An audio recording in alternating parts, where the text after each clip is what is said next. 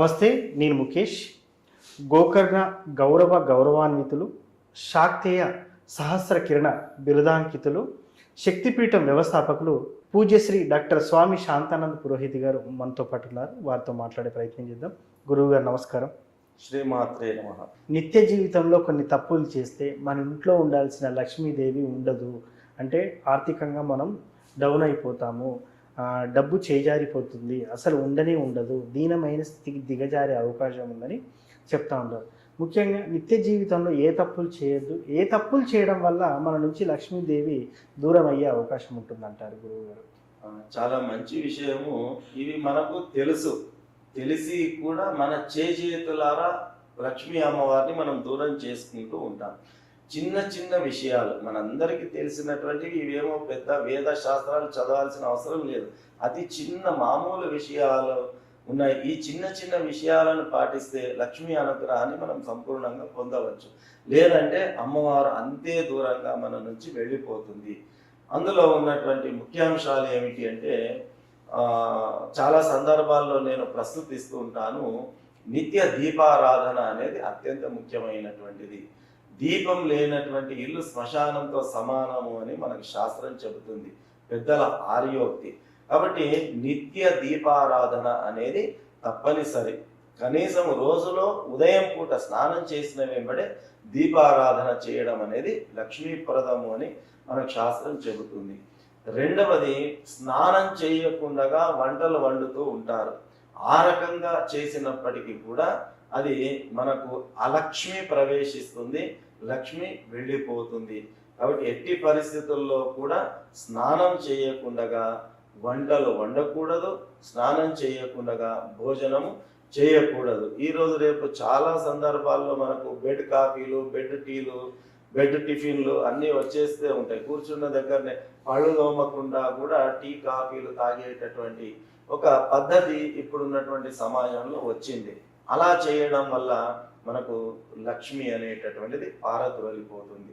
అంతేకాకుండా పెద్దలు మనకు చెప్పారు, మనము పడుకునేటటువంటి పరుపు ఏదైతే ఉంటుందో ఆ పరుపుపై కూర్చొని టిఫిన్లు కానీ భోజనాలు కానీ ఎప్పుడు కూడా చేయకూడదు. అది కూడా దారిద్ర్యాన్ని కొని తెచ్చేటటువంటి విషయం. ఎట్టి పరిస్థితుల్లో కూడా ఆ పరుపును తాకకుండా వాటిపైన కూర్చొని మనము టిఫిన్లు ఎటువంటివి కూడా తీసుకోకూడదు. మామూలుగా నేలపై కూర్చోవచ్చు, కింద కూర్చునే అవకాశం లేకుంటే టేబుల్ కుర్చీలైనా పర్వాలేదు, కానీ పడుకునేటటువంటి పరుపు పైన కూర్చొని మాత్రము ఎట్టి పరిస్థితుల్లో టీలు తాగడము, టిఫిన్లు చేయడము, భోజనాలు చేయడము అనేటటువంటివి చేయకూడదు. ఇది ఒకటి మనం పాటించాల్సినటువంటిది. అంతేకాకుండా సాయం సమయం లోపల నిద్రించకూడదు. సాయం సమయంలో నిద్రించినా కూడా దారిద్ర్యం వస్తుంది, లక్ష్మీ అమ్మవారు వెళ్ళిపోతుంది. సాయం సమయంలో గోళ్ళు కత్తిరించుకోకూడదు, సాయం సమయంలో కటింగ్ చేసుకోకూడదు. ఈ రకమైనటువంటివి సాయం సమయంలో సూర్యాస్తమయం తర్వాత సంభోగ క్రియలు అనేటటువంటి మధ్యాహ్న సమయం కానీ, ప్రాతః సమయం కానీ, సాయం సమయం కానీ, ఈ సమయాదుల సంభోగ క్రియాదులన్నీ కూడా నిరపకూడదు.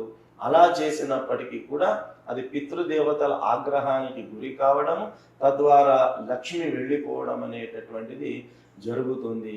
ఇంట్లో కనుక శుచి శుభ్రత కనుక లేకపోయినట్టయితే, కొందరు ఇళ్లలో మనం చూస్తూ ఉంటాం, ఎక్కడ పరుపులు అక్కడ పడి ఉంటాయి, ఎక్కడ సామాన్లు అక్కడ పడి ఉంటాయి, ఎక్కడ ఉన్నటువంటి వస్తువులు చిందర వందరగా కనిపిస్తూ ఉంటాయి.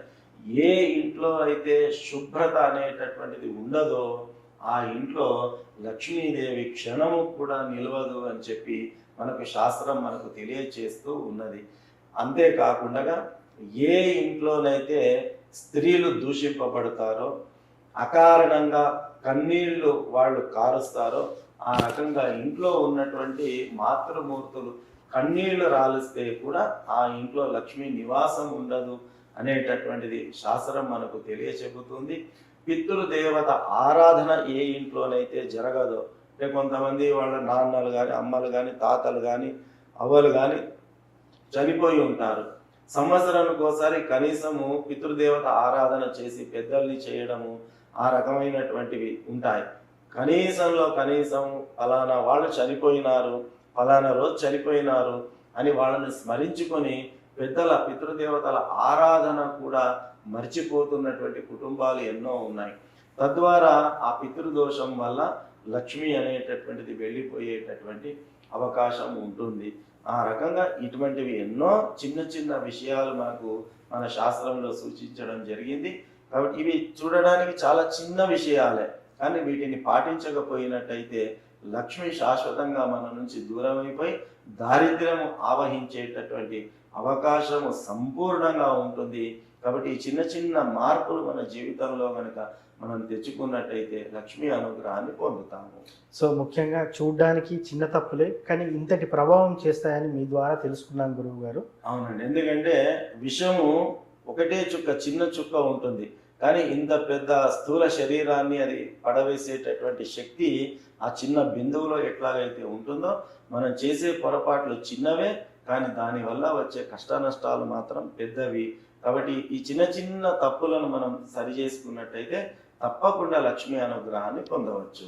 సో ముఖ్యంగా నిత్య జీవితంలో ఇలాంటి తప్పులు చేయడం వల్ల ఇంట్లో లక్ష్మీదేవి దూరం అయ్యే అవకాశం ఉందని చాలా చక్కటి వివరణ ఇచ్చారు. ఇప్పటికైనా ఈ వీడియో చూసిన వాళ్ళు అలాంటి పనులు మానుకొని చక్కగా లక్ష్మీదేవి స్థిరంగా ఉండే నివాస స్థలం ఏర్పాటు చేసుకుంటారని అనుకుందాం గురువు. ధన్యవాదాలు. శ్రీమాత్రే నమః.